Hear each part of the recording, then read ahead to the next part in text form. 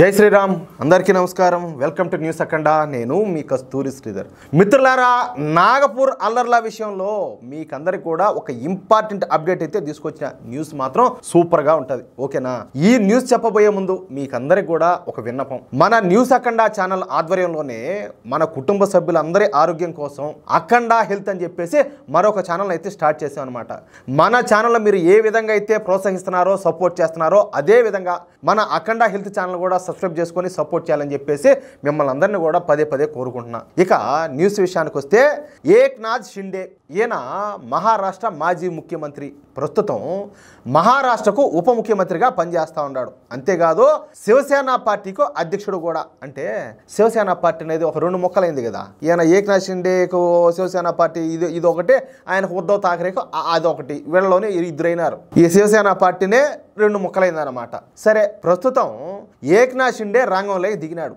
ఎందుకో తెలిసిన మొన్న నాగపూర్లో మన విశ్వ హిందూ పరిషత్తు అదేవిధంగా బజరంగ్ దళ కార్యకర్తలు ఒక భారీ ర్యాలీని నిర్వహించారు ఛత్రపతి సంభాజీనగర్ జిల్లాలో ఉన్నటువంటి ఔరంగజేబు సమాధిని కూల్చేయాలని చెప్పేసి మన హిందూ బంధువులందరూ కూడా ఒక భారీ ర్యాలీని నిర్వహించారు ఓడు మన దేశ దురాక్రమణదారుడు ఎవడు ఎంతో మంది హిందువులను పొట్టన పెట్టుకున్నాడు ఎంతో మంది హిందువుల మానాలను తీసినాడు ఇప్పుడు మీరు చావా సినిమాలో చూసుంటారు సంభాజీ మహారాజును ఎంత క్రూరంగా ఎంత దారుణంగా హింసించి చంపుతాడు ఎవడా నాలుగు కట్ చేసి కళ్ళు పొడి చేసి చర్మం ఒలిచేసి గోళ్ళు పీకేసి ఏమంతగా మన రాజుని మన ఛత్రపతిని అంత దారుణంగా అంత క్రూరంగా హింసించి చంపినోడి సమాధి మన దేశంలో ఉండాలనా ఒకసారి ఆలోచించండి అందుకని చెప్పేసి మన హిందూ బంధువులందరూ కూడా ఒక భారీ ర్యాలీ నిర్వహించి ఈ ర్యాలీలో ఈ ఔరంగజేబు గాడి దిష్టి బొమ్మనైతే దహనం చేశారు అంతే జిహాదీ గాళ్ళకి అందరికీ కూడా ఒక మంచి అవకాశం దొరికినట్టు అయిందన్నమాట ఇక విశ్వ హిందూ పరిషత్తు బజరంగ్ దళ కార్యకర్తలు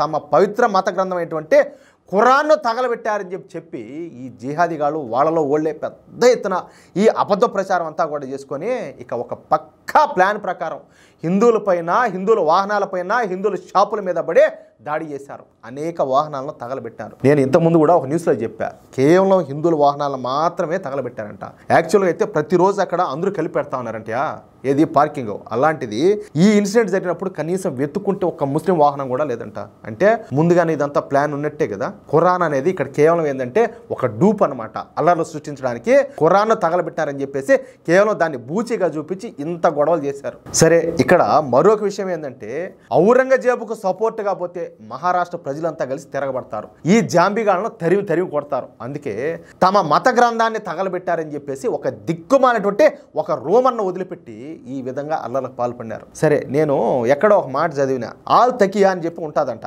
అంటే ఇస్లాం కోసం అబద్ధం ఆడడం అంటే వాళ్ళ దృష్టిలో ఇప్పుడు ఈ ఖురాన్ తగలబెట్టారు అని చెప్పిన మాటలు కూడా తప్పు కాదు ఎందుకంటే ఇది వాళ్ళ మతం కోసమే కదా చేశారు వాళ్ళ దృష్టిలో అది కథ ఇక జిహాదీలు ఏంటంటే పెద్ద ఎత్తున మన హిందువులపైన దాడులు జరపడంతో ఇక ఏక్నాథ్ షిండే గారు రంగంలోకి దిగినాడు ముందుగా ఆయన థానే జిల్లాలో ఛత్రపతి శివాజీ మహారాజ్ విగ్రహాన్ని ఆవిష్కరించాడు ఇక ఆ తర్వాత ఏక్నాథ్ షిండే మాట్లాడుతా ఔరంగజేబు ఒక దురాక్రమణదారుడు ఔరంగజేబు ఒక నియంత ఔరంగజేబు ఒక చరిత్రహీనుడు ఔరంగజేబు ఒక క్రిమినల్ ఔరంగజేబు ఒక నరరూప రాక్షసుడు అటువంటి ఔరంగజేబును సిగ్గు లేకుండా సపోర్ట్ చేయడం అంటే వాళ్ళు ఈ దేశానికి వ్యతిరేకంగా వెళ్తున్నట్టేను ఔరంగజేబును సమర్థించే మద్దతుదారులంతా కూడా ఈ దేశానికి ద్రోహం చేసేవాళ్లే నేను మళ్ళా ఒక మాట చెప్పాలా ఎవరైతే ఇట్లాంటి చర్యలకన్నింటిలో కూడా పాల్పడతారో రేపేదైనా ఈ బంగ్లాదేశ్ పాకిస్తాన్ ఇవన్నీ కలిపి మన మీద యుద్ధానికి వచ్చే ఈ నీతిమాల ముండా కొడుకులంతా కూడా వాళ్ళకు సపోర్ట్ చేసి వీళ్ళు మన మీదనే యుద్ధం చేస్తారు వాళ్ళతో చేతులు కలిపి ఎందుకంటే మత పిచ్చి అంటాడిది